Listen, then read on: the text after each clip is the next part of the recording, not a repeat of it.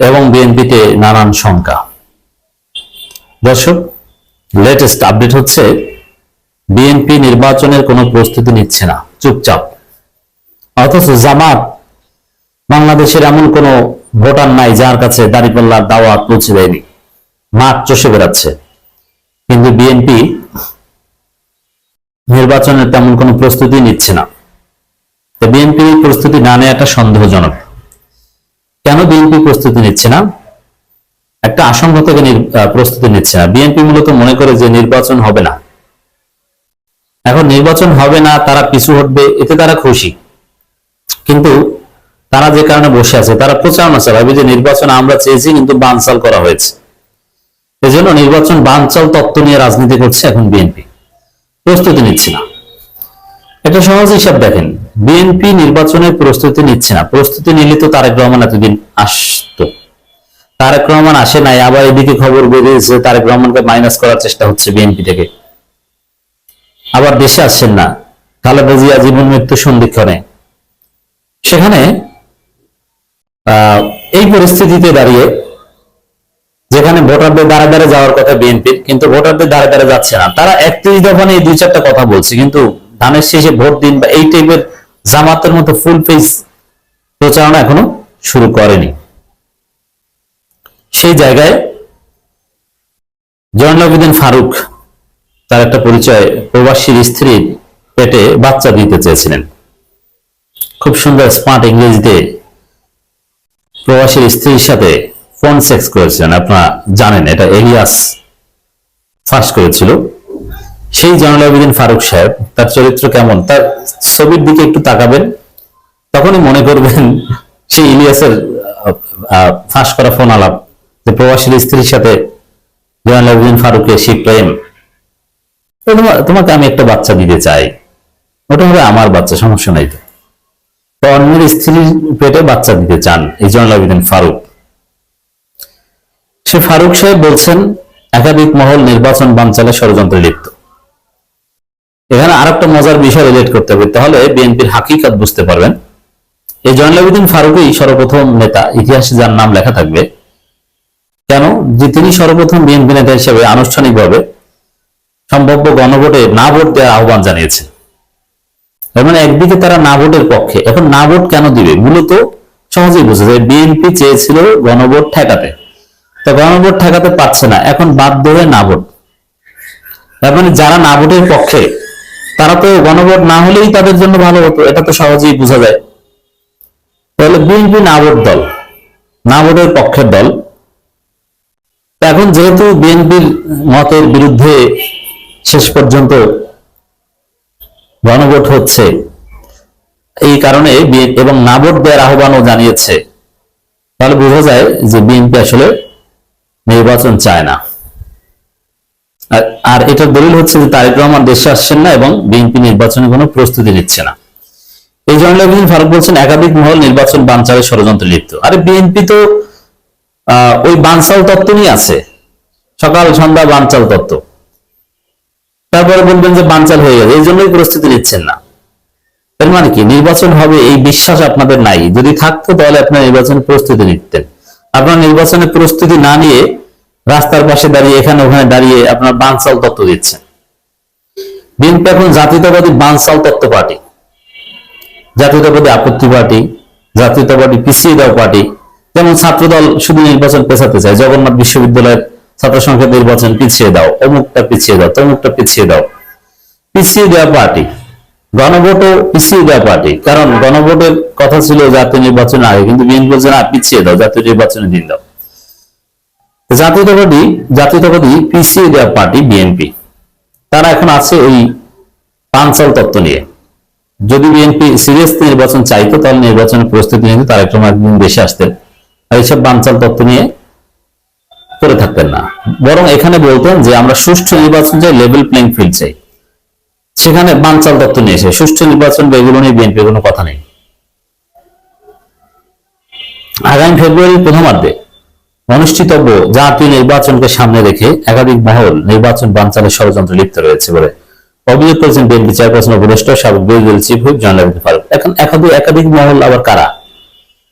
নির্বাচন যদি আসলেই বানচাল হয়, তখন বিএনপি অভিযোগ করবে যে নির্বাচন বানচাল করেছে জামাত আর ডক্টর ইউনূস।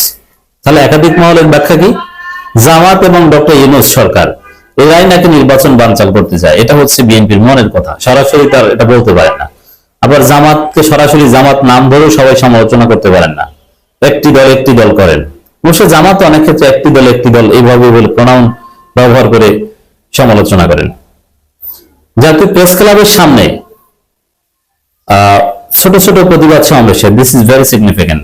আপনারা যারা 111 দেখেছেন, তখন বিভিন্ন নামে, বড় রাজনীতি নিষিদ্ধ ছিল, বিভিন্ন নামে বেনামে প্রেস ক্লাবের সামনে ছোট ছোট প্রোগ্রাম হতো। যখন দেশে ওইভাবে প্রচলিত রাজনীতি না থাকে বা স্বাভাবিক রাজনীতি করা না যায়, তখন ওই প্রেস ক্লাবের সামনে, প্রেস ক্লাবের ভিতরে অমুক নাম তমুক নাম কি এই কথা যেখানে বলেছেন ফারুক সাহেব, জেটেব আবার কি আমি চিনি না, যাই হোক জেটেবের প্রোগ্রামে, এই টাইপের প্রোগ্রামে নেতারা তখনই যায় যখন তাদের কোনো কাজ থাকে না, স্বাভাবিক রাজনীতি থাকে না, নির্বাচন কেন্দ্রিক ব্যস্ততা থাকে না, তখন এই প্রেস ক্লাবের সামনে যে চিল্লাচিল্লি করে। জামাতের কেন্দ্রীয় নেতাদের এই প্রেস ক্লাবের সামনে এইসব বই সংগঠনের প্রোগ্রামে নিতেই পারবেন না, তাদের সময় নেই। তারা তো দিন রাত পরিশ্রম করছে, জনগণের কাছে যাচ্ছে, নির্বাচনী প্রচারণা চালাচ্ছে। আপনার জেটেবের প্রোগ্রামে যাওয়ার তাদের সুযোগ নেই, তারা যাবে জনগণের কাছে। কিন্তু বিএনপি ওই জেটেবের প্রোগ্রামে যাচ্ছে, কিন্তু নির্বাচনী প্রচারণা, নির্বাচনী প্রস্তুতি তারা নেই।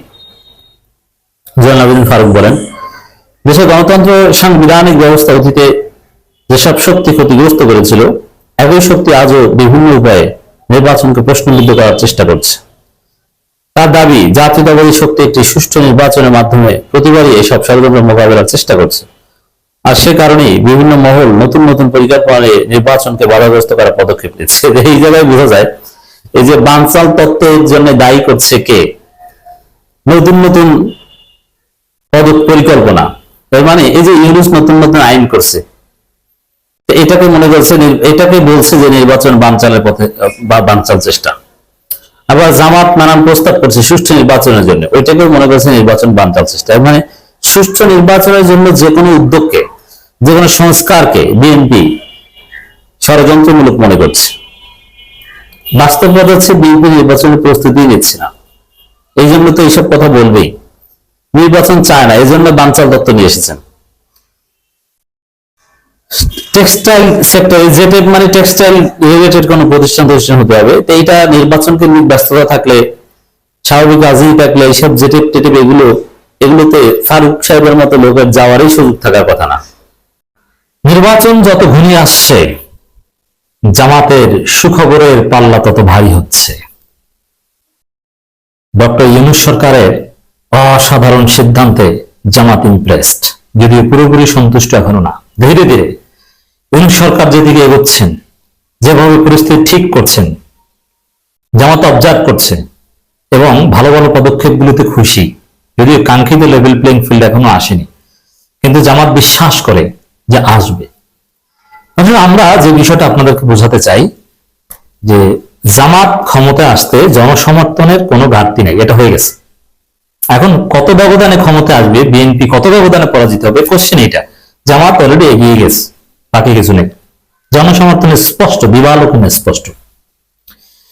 এখানে জামাতের সামনে এখন চ্যালেঞ্জ সুষ্ঠু নির্বাচন, যে জনগণ জামাতকে সমর্থন করে চায়, বিএনপিকে বর্জন করতে চায়, তারা যেন শান্তিপূর্ণভাবে ভোট দিয়ে আসতে চায় এবং যে ভোট দিবে ওই অনুযায়ী যেন ফলাফল হয়। এই তো এটা বিএনপিও জানে, ওই জন্য বিএনপি এখন চায় যে ভোট কারচুপি করতে, ভোট চুরি করতে। বিএনপির সামনে ভোট চুরি করা ছাড়া আর কোনো উপায় নেই।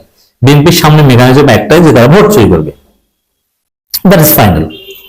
তার সিদ্ধান্ত নিয়ে ফেলেছে সাংগঠনিকভাবে।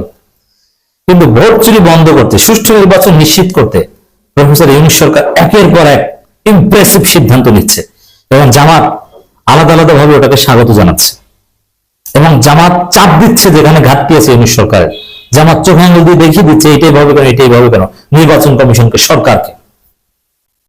তো একটা বিষয় আমি বলে রাখি, যেই দলের জনসমর্থন বেশি, যেই দল ডাকসু জাকসু চাকসু রাকসুদের সব জায়গায় জিততে পারে, যেই দলের ছাত্র সংগঠন হাসিনার পতন ঘটাতে পারে, যে হাসিনার পতন বিএনপি জামাত মিলেও 15 বছরে ঘটাতে পারেনি, শিবির যেটা পেরেছে, সেই দলের জনসমর্থন থাকা সত্ত্বেও সেই জনসমর্থনকে ঘুরিয়ে দিয়ে আপনি ভোট চুরি করবেন, আপনি এই অবাস্তব কল্পনা কোথায় পেয়েছেন? আপনি পারবেন না, জামাতের সাথে মারামারিতে পারবেন না। আপনি ক্রিকেটে স্টাম্প নিয়ে যদি ভোট কেন্দ্র দখল করতে যান, জামাত বাঁশের লাঠি নিয়ে পিটিয়ে আপনার ভোট কেন্দ্র দখল করা ছুটিয়ে দিবে। কোনো পুলিশ কেউ কিচ্ছু পারবে না। সরকার আইন শৃঙ্খলা পরিস্থিতি ধীরে ধীরে এমন করছে, এমন টাইটেন করছে, এমন বন্দোবস্ত তৈরি করছে, বিএনপি ভোট চুরি করতে পারবে না, সম্ভব হবে না। ভোট চুরি করার সমস্ত রাস্তা বন্ধ হয়ে যাচ্ছে, যাবে। অসাধারণ পরিস্থিতি তৈরি হচ্ছে, একের পর এক উদ্যোগ নিচ্ছে। এরকম আর একটা উদ্যোগ এদিকে সেনাবাহিনী বলে দিয়েছে তারা ভূমিকা পালন করবে নির্বাচনে, তারা গুরুত্বপূর্ণ ভূমিকা পালন করবে। এর মানে বিএনপির ভয় কিন্তু একটাই, যে সেনাবাহিনী যদি প্রত্যেক ভোট কেন্দ্রে থাকে, তাহলে সেনাবাহিনীকে ঘুষ দিয়ে, সেনাবাহিনীকে ম্যানেজ করে কেন্দ্র দখল, প্রতিপক্ষের এজেন্টকে বের করে দেয়া, এটা পারবে না। কিন্তু সেনাবাহিনী বলেছে তারা সর্বাত্মক সহযোগিতা করবে। বিএনপি তো এই জায়গায় ধরা, আর জামাতের বাঁশের লাঠি তো আছেই। নাম্বার 3, নতুন নতুন উদ্যোগ। নির্বাচনে সারা দেশে বিভক্ত হবে 3 ভাগে, ইসি সচিব আক্তার। নির্বাচনে সারা দেশ বিভক্ত হবে 3 ভাগে। এর মানে আইন শৃঙ্খলা পরিস্থিতি এমন ভাবে সাজাচ্ছে, প্রশাসন এমন ভাবে সাজাচ্ছে, ভোট কারচুপি করার সুযোগ থাকবে না। সুষ্ঠু ভোট হবে, বি কনফিডেন্ট। জামাত ক্ষমতায় আসবে সুষ্ঠু ভোটের মাধ্যমে। আপনি আত্মবিশ্বাসী হতে পারেন। আপনার মনের মধ্যে ভয়, গ্রামে গঞ্জে বিভিন্ন জায়গায় আমাদের কাছে এখন অনেকে বলেন সব ঠিক আছে, কিন্তু ওরা যদি ভোট চুরি করে নিয়ে যায়, না পারবে না। কেন পারবে না? এটা বললাম, সরকারের কারণেই পারবে না, সেনাবাহিনীর কারণে পারবে না, নির্বাচন কমিশনের কারণে পারবে না, আর জনগণের কারণে পারবে না, বাঁশের লাঠির কারণে পারবে না। জাতীয় নির্বাচনে সারা দেশকে রেড, ইয়েলো ও গ্রিন এই 3 ভাগে ভাগ করে আইন শৃঙ্খলা পরিস্থিতি নিয়ন্ত্রণ করা হবে বলে জানিয়েছেন নির্বাচন কমিশনের সিনিয়র সচিব আক্তার আহমেদ।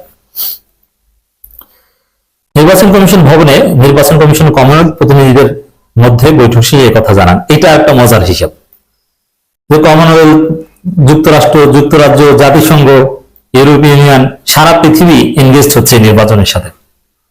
এর মানে বিএনপি ভোট চুরি করবে, আর প্রথম কথা পারবে না, আর পারলেও সেই চুরি করা ভোট দিয়ে ক্ষমতায় সে টিকে থাকবে, এটা ইম্পসিবল। নির্বাচন একদম বাতিল হয়ে যাবে, তারপরে আর 5 বছরের নির্বাচন দেখা লাগবে না।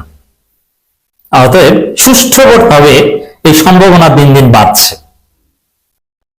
আক্তার আহমেদ বলেন, সুষ্ঠু নির্বাচন আয়োজনে কমিশনের প্রস্তুতি নিয়ে আশাবাদী কমনওয়েলথ প্রতিনিধি দল। আগামী বছরের ফেব্রুয়ারিতে ত্রয়োদশ জাতীয় সংসদ নির্বাচন, তফসিল ডিসেম্বরের প্রথম সপ্তাহে সারা দেশে বইছে নির্বাচনী হাওয়া। ভোটের প্রস্তুতি ও সহযোগিতার বিষয়ে কথা বলতে আগারগাঁও নির্বাচন ভবনে যান কমনওয়েলথ 6 সদস্যের প্রতিনিধিরা। মানে সারা পৃথিবী পাহারা দিবে, সেনাবাহিনী থাকবে, আর বিএনপি ভোট চুরি করবে, এটা কি বাস্তব? আর ভাই হাসিনাই তো পালিয়েছে। আর বিএনপি কপাল খারাপ, বিএনপি ক্ষমতায় থাকা অবস্থায় চুরি করতে যে ধরা পড়েছে, আর এখন তো বিএনপি ধৈর্য, এখন চুরি করতে পারবে, এটা অসম্ভব। আর বিএনপির কপাল খারাপ, চুরি করতে গেলে শুধু ধরা পড়ে। সেই মাগুরের উপনির্বাচন ধরা পড়েছে না? 2006 সালে ক্ষমতায় আসতে চেয়েছে, কত নাটক, তত্ত্বাবধায়ক সরকারকে মেরে ফেলেছে বিএনপি। ইয়াজউদ্দিনকে প্রধান উপদেষ্টা বানিয়েছে, বিচারপতিদের বয়স বানায়, ভুয়া ভোটার তালিকা তৈরি করে। নির্বাচন শুরু হয়ে গেছে, কিন্তু এক পর্যায়ে 111, ইয়াজউদ্দিন পদত্যাগ, 111। মজার না? মানে বিএনপি এখন চুরি করতে পারে না, রাষ্ট্র ক্ষমতায় থাকতেই যেতে পারে নাই। আর বাংলাদেশ একটা বিপ্লবের পর, যেখানে এখন সব দিক থেকে বিএনপি কার্যত ধ্বংসা, তারা পারবে? এটা অসম্ভব। বিএনপি ভোট চুরি করতে পারবে না। এজন্য সুষ্ঠু ভোটের সম্ভাবনা বাড়া মানে জামাতের সুখবরের পাল্লা ভারী হওয়া, জামাতের বিজয়ের সম্ভাবনা বেড়ে যাওয়া। এটা হচ্ছে বাস্তব। নির্বাচন আইন শৃঙ্খলা পরিস্থিতির প্রস্তুতি নিয়ে জানানো হয়েছে কমনওয়েলথ প্রতিনিধি দলকে। আপনি সিসি ক্যামেরা কিনবেন না, আপনি কিনবেন, আপনার বাপ কিনবে। বিএনপির দালাল উপদেষ্টা সিসি ক্যামেরা কিনবে না, ইউনুস কিনবে। দায়কর করা উপদেষ্টা সালাউদ্দিন আহমেদ সিসি ক্যামেরা কিনবে না, ভণ্ড কোথাকার দালাল। নির্বাচন কমিশন জানায়, ভোটে বিদেশি পর্যবেক্ষকদের অংশগ্রহণ গ্রহণযোগ্যতা বাড়াবে বলে মনে করেন কমনওয়েলথ। তবে তাদের প্রতিনিধি দল পাঠানোর বিষয়ে এখন সিদ্ধান্ত পাঠাবে, এটা নিশ্চিত। অন্তর্বর্তী সরকার ভালো দৃষ্টান্ত রেখে যাবে, সরকার এটা বলছে। সব মিলিয়ে যদি বলি, একদিকে জামাতের শক্তি প্রচন্ড ভাবে বাড়ছে, বিভিন্ন জায়গায় প্রয়োজনে বাঁশের লাঠি বানিয়ে যদি কেউ এজেন্ট বের করে দেওয়ার চেষ্টা করে, তাহলে বাঁশের লাঠি দিয়ে কিভাবে পিটাইতে হয়, কিভাবে ঝাড়ু দিয়ে পিটাইতে হয়, তারপরে জুতার মালা পরিয়ে তাকে ঘুরাতে হয়, সাগরে লাঠি দিয়ে ফেলে দিতে হয়, এই পরিকল্পনাও আছে জামাতে। আবার মূল বিষয় হচ্ছে এগুলো লাগবে না। জামাত এমন দল, শিবির রাজশাহী বিশ্ববিদ্যালয় অতীত এটা খুঁজে দেখেন, তার অধিকার জামাত এমনি এমনি চোখের সামনে হারাতে দিবে না। নিজের বৈধ হক, বৈধ অধিকার, এটাকে যদি কেউ কেড়ে নিতে যায়, সেটা আদায় করার জন্য যা করা দরকার সেটা করা সুন্নাত। অতএব জামাত মারামারি করতে পারে না পারে জানেন না। রাজশাহী বিশ্ববিদ্যালয় যখন দখলের রাজনীতি ছিল, দখল করে সেটাকে সহজে হাতছাড়া করতে দিয়েছে না। যখন যেটা করা যাবে সেটা করবে। আমরা বিশ্বাস করি বাংলাদেশে আইনি শাসন আসবে, সরকার রাষ্ট্র মিলেই সুষ্ঠু নির্বাচন নিশ্চিত করবে, এখানে রাজনৈতিক দলকে কিছু করতে